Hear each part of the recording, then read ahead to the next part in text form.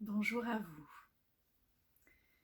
Je reviens d'un petit coaching, d'une bonne séance de coaching en réalité, dans laquelle j'étais dans la place de la personne coachée, accompagnée. Et en face de moi, il y avait un coach qui m'a offert de découvrir son coaching. Et en revenant dans la voiture après avoir été rencontrer cette personne et avoir fait cette séance de coaching avec lui au parc, dans la voiture, je pense que j'ai pris conscience de quelque chose. Surtout, j'avais envie de vous le partager. Et je pense qu'on se rend malheureux soi-même. Je vais parler pour moi, évidemment. J'ai pris conscience de cette tendance, de ce côté en moi, d'alimenter certaines choses, certainement le drame, on va dire ça comme ça. Et, je suis venue avec vous savez, cette phrase qu'on connaît très bien, qui est prononcée dans les mariages, soi-disant, en tout cas de ce qu'on voit à la télé, pour le meilleur et pour le pire, rien de moins. Eh bien, c'est un conditionnement. C'est exactement ce qui nous conditionne depuis longtemps, depuis toujours même, pour le meilleur et pour le pire. C'est très judéo-chrétien. Je ne dis pas que la vie n'est pas faite de haut et de bas, je ne le nie pas. Mais voilà ma conception des choses malgré tout, parce que même si je suis dans le drame par moment, et que je suis consciente que nous sommes l'auteur de nos propres drames, la plupart du temps, je vais vous dire pourquoi. C'est que si on estime qu'on n'est pas heureuse et qu'on peut changer notre situation, nous sommes en droit, voire en devoir de le faire. C'est trop facile de se plaindre, de se lamenter, de blâmer les autres, quand on a quand même une part de pouvoir ou de responsabilité. En tout cas, quand on a la capacité de changer une situation qui nous déplaît, qui nous fait plus de mal que de bien. Pour le meilleur et pour le pire, j'y reviens, pour moi c'est du bullshit. Dans le sens où je ne dis pas qu'il faut forcément rompre avec quelqu'un si ça fait plus notre affaire. Je ne dis pas qu'il faut mettre fin à des relations de couple qui durent depuis un certain temps, qu'il faut divorcer absolument. C'est pas vraiment le message que je veux faire passer. Non, moi ce que je veux dire, c'est... Premièrement, c'est sûr qu'il y a moyen de renverser la donne aussi dans une relation. Il y a une part de responsabilité. Comment faire pour améliorer les choses, pour s'améliorer d'une certaine façon. Ça, c'est une chose, mais je ne vais pas parler de ça maintenant. Là où je veux en venir, moi, c'est... Je vais être très sincère. Je suis l'une de ces personnes qui peut dire après un certain temps, à l'âge de 42 ans, que je ne suis pas vraiment faite pour une relation de couple telle qu'on la conçoit habituellement. Pour l'avoir essayé d'abord, surtout plus vers la fin de la vingtaine, parce que j'estime qu'avant ça, bon, on a tous droit à des erreurs, à explorer, à vivre notre vie, parce que pour moi, c'est ça qui me guide avant tout, y compris pour moi-même aussi, pour le coaching que je pratique, pour l'accompagnement des autres, c'est on vit sa vie, on a le droit, chaque personne a le droit de vivre sa vie, d'être soi-même.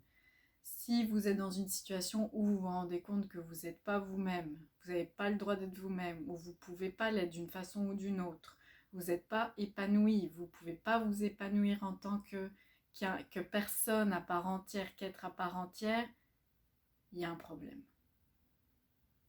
C'est la même chose dans la vie professionnelle. Si vous ne pouvez pas être vous-même, si vous ne pouvez pas être à votre maximum, être heureuse, épanouie, désolé, c'est pas normal. On n'est pas sur cette terre en train de vivre aujourd'hui pour, entre guillemets, se pourrir la vie. Et ça ne dépend que de soi-même la plupart du temps.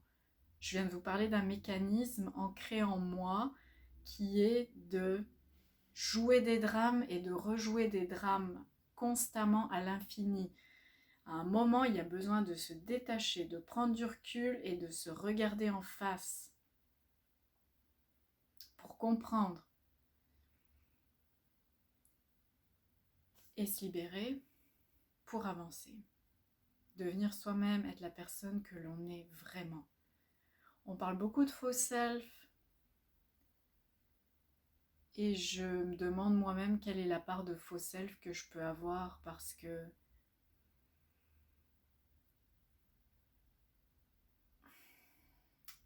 on porte des masques, on met des masques forcément. C'est ce qu'on a appris depuis le plus jeune âge, à plaire aux autres, à plaire à ses parents, parce qu'on a besoin d'être nourri, protégé, de vivre, de survivre. Donc c'est conditionné depuis le départ. Donc là, je reviens en arrière par rapport à ces relations de couple. J'ai déjà du mal à m'enfermer aussi dans un emploi, dans un rôle, avec une étiquette. Alors, dans une relation amoureuse, prenons vraiment le cas de la relation amoureuse, bien souvent la lune de miel, on va dire qu'elle dure 3 ans, mais enfin je pense qu'elle dure beaucoup moins de temps que ça, en tout cas personnellement. Et l'étincelle, la flamme, il faut la raviver.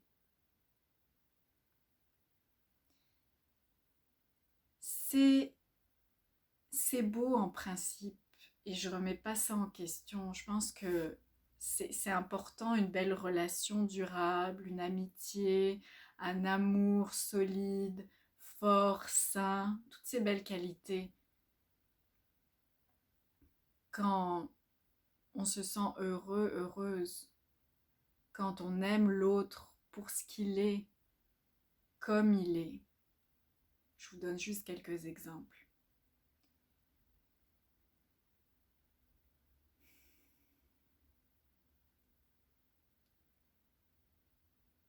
Pour ma part, j'ai pas vécu ça dans une relation avec un homme, quel que soit l'homme merveilleux que j'avais en face de moi. C'est vrai que mon objectif est tout autre, c'est celui de vivre l'amour pur, l'amour libre, sans attache, sans attachement même, si possible. Ça relève de l'impossible presque parce que nous sommes humains. Et qu'on a quand même ce qu'on appelle l'ego et bon, même la biologie quelque part, la chimie du cerveau avec les hormones, il y a aussi une hormone de l'attachement qui est l'ocytocine. Mais je pense que c'est possible quand même de développer un amour pur pour certaines personnes et de l'incarner, et au moins de le vivre soi-même, de le ressentir en soi, la plupart du temps. Ce que je veux surtout vous amener à voir et à comprendre, si ça vous parle, c'est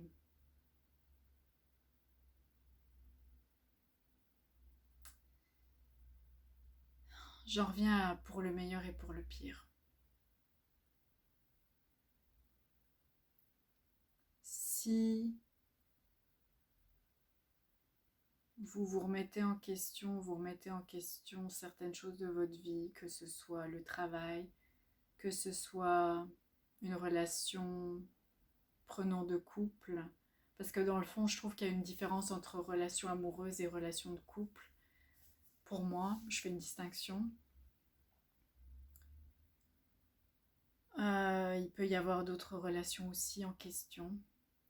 Si vous sentez que c'est plus pesant que libérateur, qu'il y a de la pression, que vous n'êtes pas vous-même,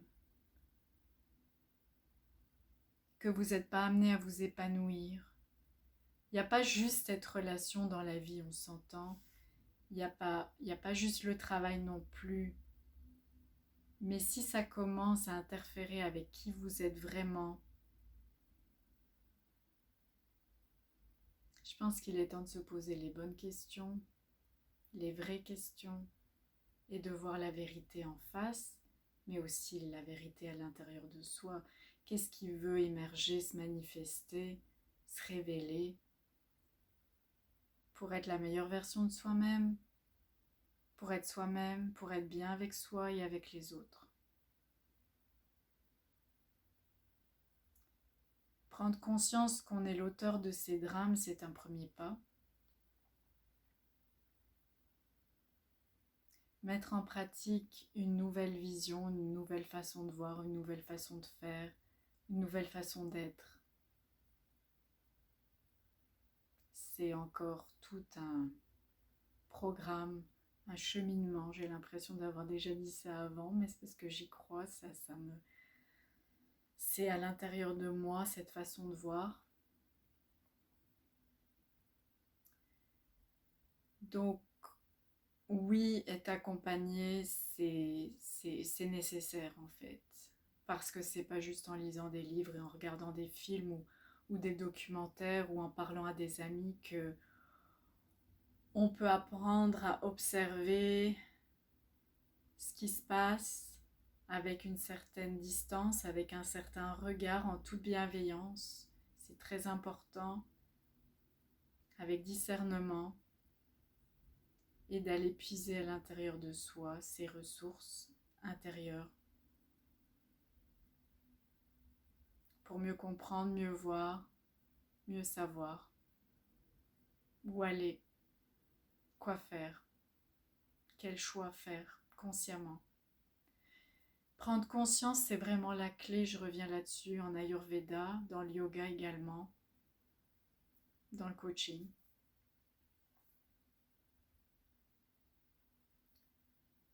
Et c'est vrai que le rôle de coach devrait justement être vraiment associé à ça, c'est à accompagner l'autre, à faire des prises de conscience, à être de plus en plus dans la conscience de qui il ou elle est, ce qu'il ou elle veut et comment possiblement aussi avancer dans cette vision, vers cette vision.